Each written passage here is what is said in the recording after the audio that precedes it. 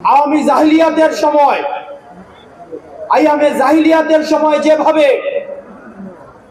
বিশৃঙ্খল পরিবেশ ছিল, গুম খুন হত্যা নিপীড়ন নির্যাতন ছিল, ঠিক একইভাবে এই আওয়ামী লীগের সময়ও আওয়ামী জাহিলিয়াতের সব অপকর্মগুলো সেখানে বিদ্যমান ছিল। আপনারা জানেন, আমি গতকাল বলেছিলাম 10টা ফিরাউন এবং 10টা ফিরাউনকেও যদি একত্র করা হয় তাহলে হাসিনার মতো এত বড়, এত দুর্ধর্ষ, এত জুলুমকারী আর হইতে পারবে না। আমরা আপনাদের কাছে অনুরোধ করব, আপনার রাজনৈতিক আদর্শ যেটাই হোক না কেন,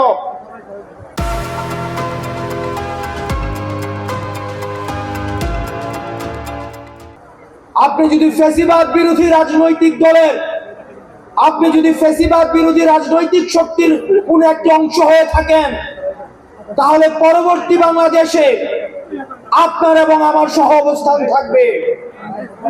কিন্তু যারা ফ্যাসিস্ট আওয়ামী লীগকে কোনোভাবে পুনর্বাসন করতে চাইবে, যারা ভালো আওয়ামী লীগ এবং খারাপ আওয়ামী লীগের যে বয়ান এখন মার্কেটে আনতে চাচ্ছেন,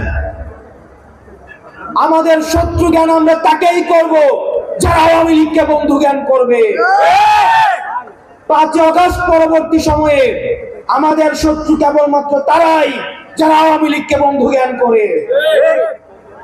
সুতরাং আমরা স্পষ্ট করে বলতে চাই, গত 3 দিন ধরে বাংলাদেশে যেটি টক অফ দ্য টাউন, আমরা বলতে চাই কোন ইনস্টিটিউশনের প্রতি আমাদের কোনো ধরনের নেগেটিভ কোনো ধরনের দৃষ্টিভঙ্গি নেই।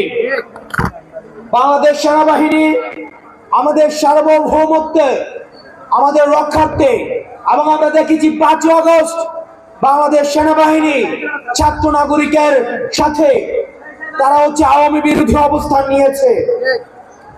একই সাথে আমরা এই বিষয়টিও বলতে চাই, আপনারা জনগণের বিরুদ্ধে আপনারা কখনোই অবস্থান নিয়েন না।